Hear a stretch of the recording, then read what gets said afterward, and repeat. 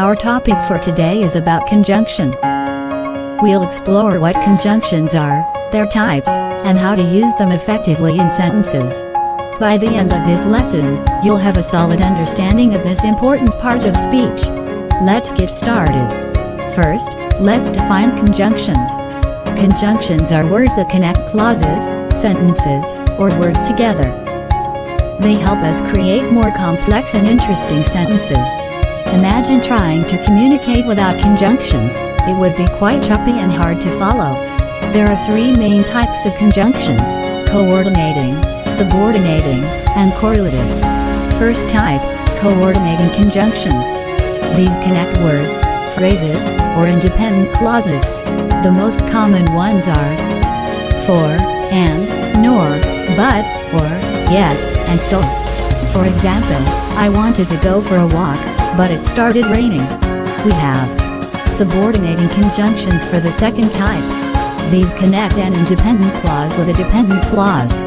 Common examples include because, although, since, and while. For example, I stayed inside because it was raining. Lastly is the correlative conjunctions. These work in pairs to connect equal elements in a sentence. Examples include either, or, neither, nor, and not only, but also. For example is, not only did she sing, but she also danced. Each type serves a different function in building relationships between ideas. Let's take a closer look at coordinating conjunctions. They can connect words, I like apples and oranges. They can also connect independent clauses, I wanted to go to the beach, but it was too cold. Here's a tip: when connecting two independent clauses, use a comma before the coordinating conjunction. Remember the acronym FANBOYS to help you remember these conjunctions: for, and, nor, but, or, yet, so. Now, let's discuss subordinating conjunctions. They introduce dependent clauses, which cannot stand alone as complete sentences. For example, although it was raining, we decided to go hiking. Here, although it was raining is the dependent clause that adds information to the main idea. When using subordinating conjunctions, the dependent clause can come before or after the independent clause. But if it comes first, remember to use a comma afterwards.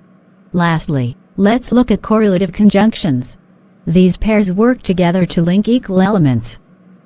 For instance, either you finish your homework, or you cannot go out. Notice how both parts of the sentence are balanced, creating a clear relationship. When using correlative conjunctions, ensure the elements they connect are parallel in structure, which enhances clarity. Conjunctions are essential for creating smooth and coherent sentences. They allow us to express complex ideas clearly.